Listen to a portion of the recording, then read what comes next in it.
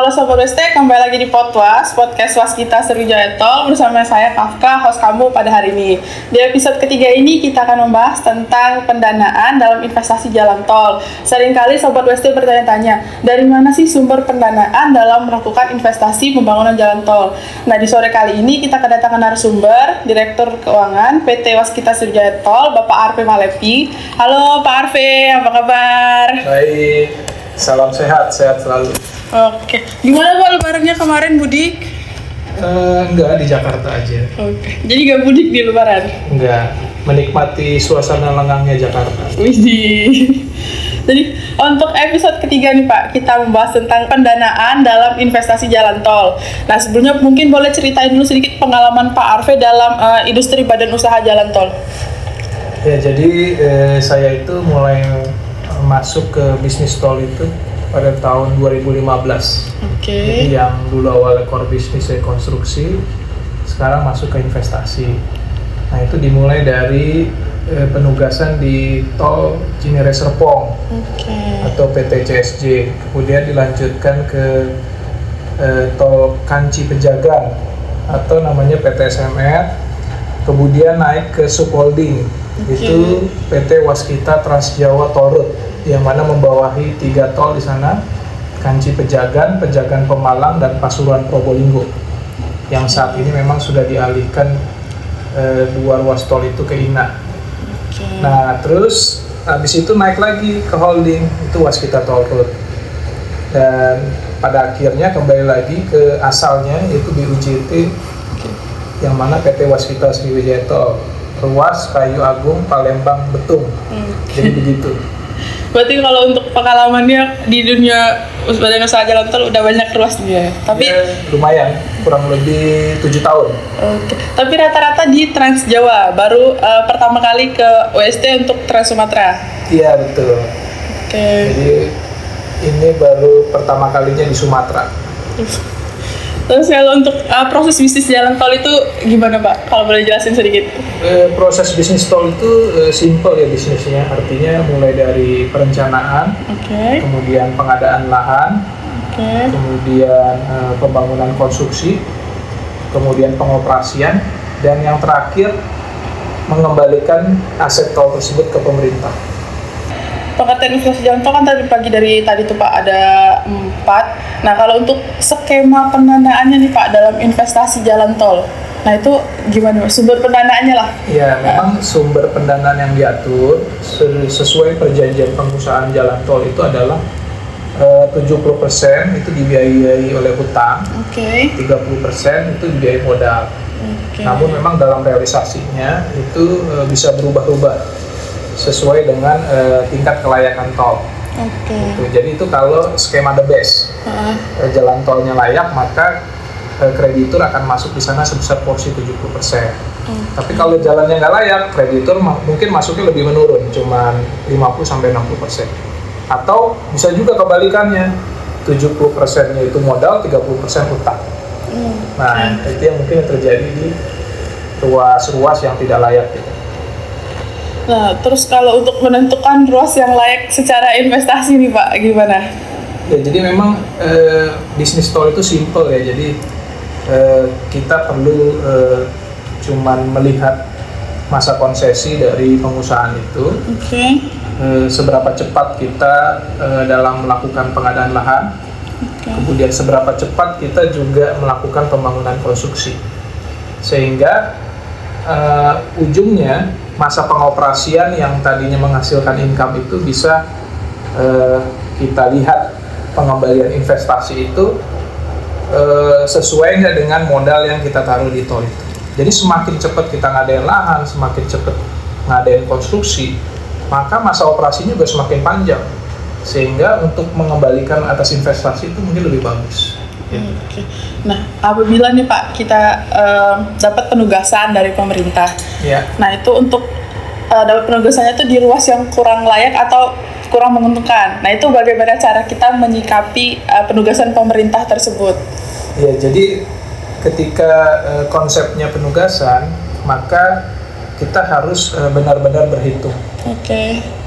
Seberapa besar gitu ya investasi yang dibutuhkan Oke. dan seberapa besar tingkat pengembalian investasi yang kita memang harus harapkan. Karena memang kan ini konsepnya penugasan, maka juga kita harus berhitung pengembalian investasinya itu minimal kita bisa balik gitu. Oke. Gitu sih. Kalau untuk misalnya penugasan pemerintah Pak, skema pendanaannya itu dari pemerintah bakal ada ikut campur turun tangan bantu kita dalam pendanaan, atau itu pure dari BOJT sendiri yang mencari pendanaan? Ya, so pasti pemerintah di sini turun tangan. Yang namanya juga penugasan. Yang menugaskan kan berarti pemerintah. Nah, itu pasti majority pendanaannya dari pemerintah. Gitu. Kan sering kali dipertanyakan nih Pak, ada beberapa misalnya pembangunan jalan tol. Ini tuh tolnya secara pure itu kepemilikannya pemerintah atau ada yang swasta nih Pak. Nah itu cara membedain tolnya punya pure pemerintah sama yang swasta itu gimana? Ya, jadi memang kan kayak tol Kayu Agung Palembang Betung ini kan merupakan anak dari perusahaan PT Waskita Toll Road. Oke. Yang mana 99% saham PT Waskita Toll Road itu dimiliki oleh Waskita Karya. Oke. Waskita Karya itu dimiliki oleh hampir majority itu BUMN. Iya. Nah, jadi memang sudah selayaknya memang ini adalah masih berkorelasi dengan BUMN. Oke. Nah, terkait masalah pendanaan, jadi memang kembali lagi konsepnya di sini kita adalah investor, yang mana memang pendanaannya itu mandiri, artinya mencari funding sendiri ya. Jadi modalnya modal sendiri, utangnya juga cari sendiri. Nah gitu, beda memang kalau konsepnya penugasan. Kalau penugasan itu artinya memang karena proyeknya tidak layak, maka dalam hal ini perusahaan gitu ya meminta bantuan kepada pemerintah. Gitu sih. Jadi konsepnya memang terkait dari sumber pendanaannya sangat berbeda ya gitu. Oke.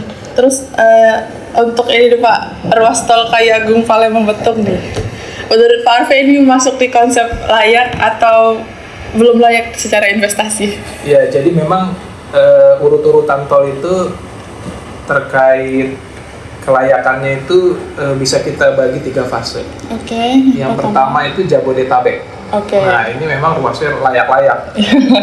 Kemudian Trans Jawa. Ya. Nah, ini memang semi layak. Semi layak. Nah, Sumatera itu memang kondisinya saat ini memang belum layak. Oke. Nah, namun diharapkan dengan pembangunan tol ini itu bisa meningkatkan gairah kawasan ekonomi sekitar. Oke. Sehingga kita bisa yang tadinya kurang layak itu menjadi layak.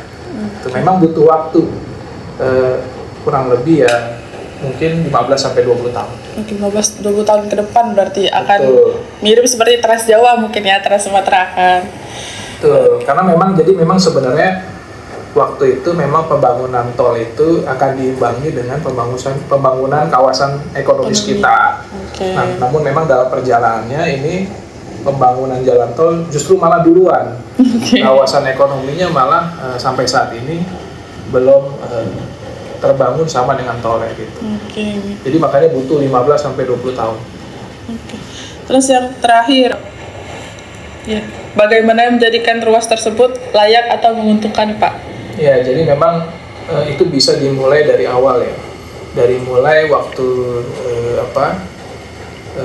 pengendalian atas pengeluaran investasinya. Oke. Jadi kita mesti efisiensi investasi, itu yang pertama jelas.